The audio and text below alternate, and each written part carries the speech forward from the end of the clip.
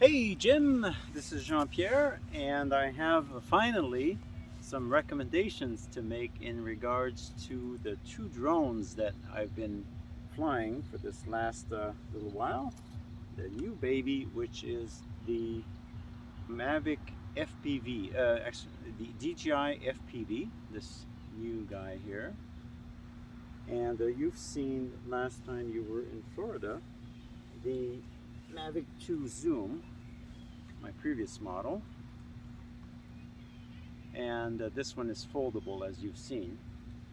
So before I get going with the pros and cons, so both of these are constructed by DJI, the Chinese company who has a near monopoly on the market, and it's easy to see why, considering how well constructed and how robust and amazing these products are. It's like basically something right out of Star Trek. It's so miraculous that these are even existing and are complete products that you can try and fly.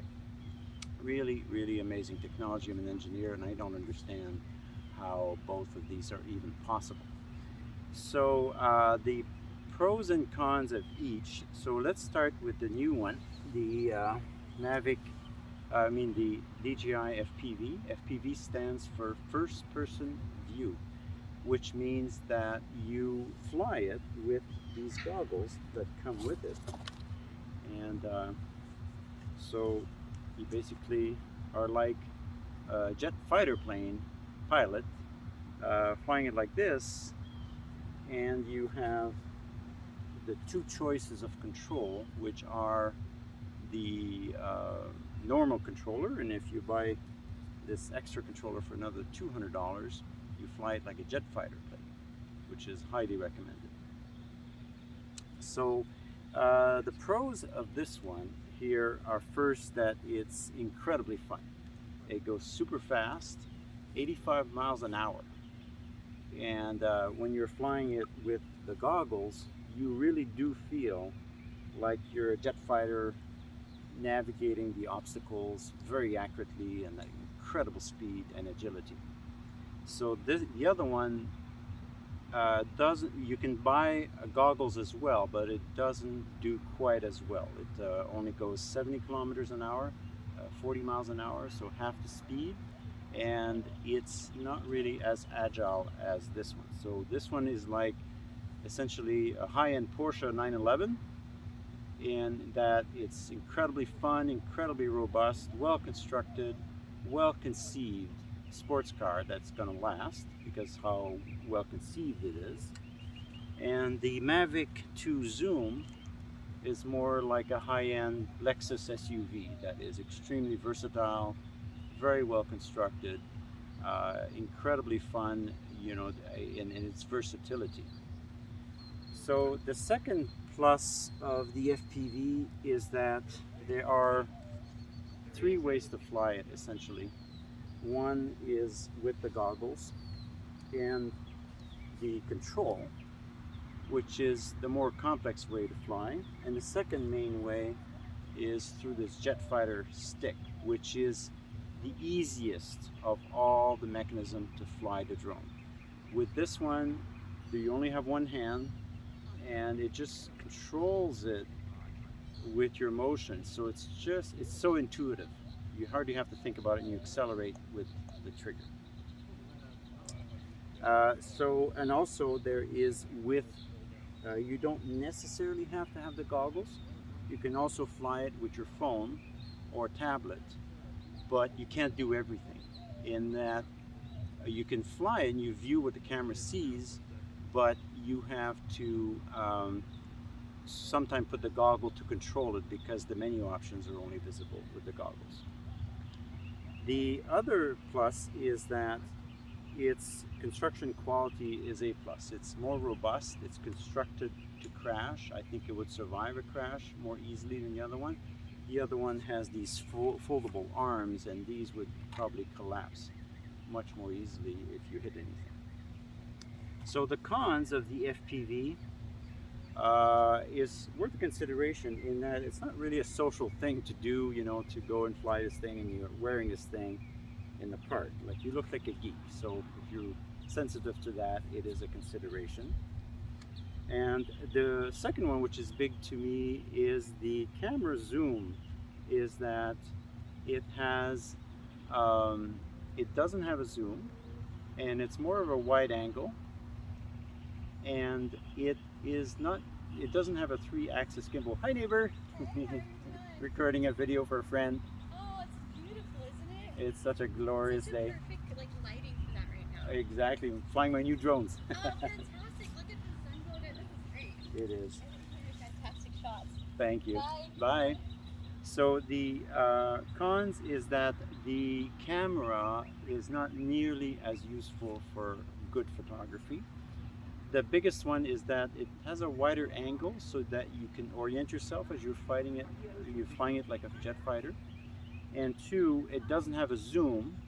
So the other one can stay further away. It can stay like 100 feet away and zoom in, and you could still capture the action and not approach people or buildings in the same way. This one you have to fly right close, which is unfortunate. And the other one is that it doesn't avoid obstacles nearly as well. So it only has sensors in the front and back. The other one has sensors nearly all around. So this one is much smarter. When it comes close to an object, it will brake on nearly all sides except the rear. So meaning that it's a lot easier to crash the FPV because it's simply, you have to pilot it like an expert, and it will not overcompensate if it sees an obstacle around you. Another thing worthy of consideration is this one has a battery life of 30 minutes, this one 15 to 20 minutes. So this is a very powerful, fast plane. It will accelerate upwards to 100 meters in like 2 seconds. It's incredibly fast. And the other one is more like a tank, and more like a heavier plane, in that it's more deliberate, but also it's able to fight the wind, in my opinion, in a better way.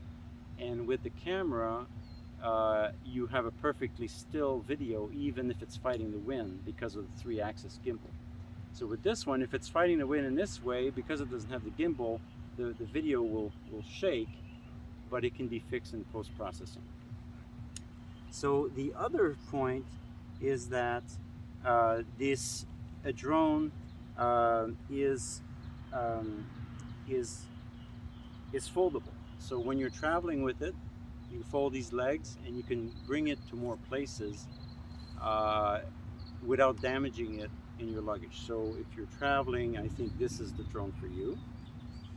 And another pro is that it will reuse your high-end tablet. If you have a good tablet or a good phone, you can use the high-end screen on that one, and therefore you're reusing what you already have. So the cons of this is that this is more complex. There's more to know about it, more to sink your teeth into, and more to really fly it well.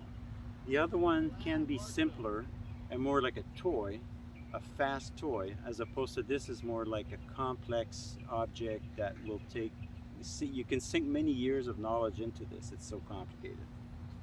So finally, some reminders about drones is that there are no fly zones, and this affects you because you live in Washington. They really don't want drones around the White House, and the radius, I looked at it yesterday, and it is considerable. You have to travel many miles away from Washington to even be able to take off with one of these. In other words, they won't even start the motor because its GPS tells it it's in a no-fly zone. If you want to fly in a no-fly zone, you have to buy kind of a pirate drone that doesn't have the built-in GPS, but those are a very different thing.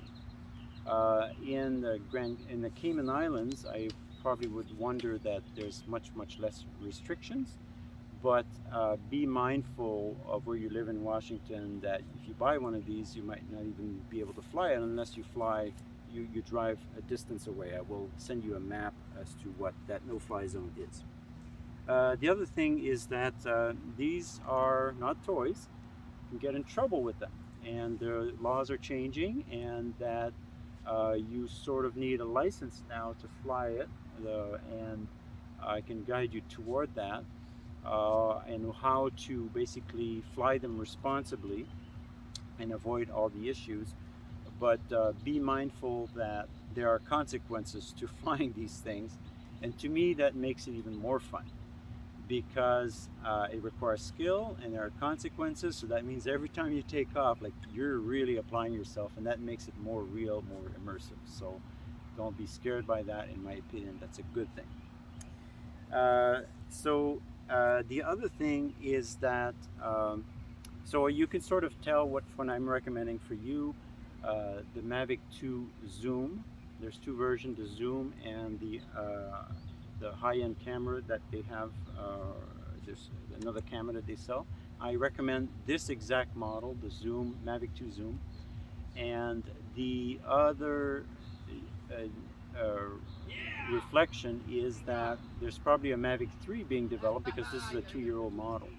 Still the best in the world as to what it does, and in my opinion, those two drones are very different from one another, and that's a good thing because they're not trying to duplicate each other, and so there's more rewarding experiences if you really want to get into droning. So one suggestion might be to wait for the Mavic 3. I don't know how long it will come, in how many months or years it will come. That might be a consideration. But currently, these two drones are the best in the world. They literally are different products. One is like a Porsche, the other one is like a SUV. They're not trying to duplicate each other. And there's spending more money on higher end drones, in my opinion, doesn't give you as much as what these two offer you in other words, value for money. Toward the high end, these are the ideal spot. So I hope that's helpful. Lots to think about. Again, my recommendation is for you is this one, but this one is pretty awesome as well. So give me a buzz if you have more questions, or if you really do want to purchase one. I will guide you through the steps. And I'm sending you some Florida sunshine. I hope things are well, and Anesha and I are looking forward to visiting the both of you in Washington real soon. Take care.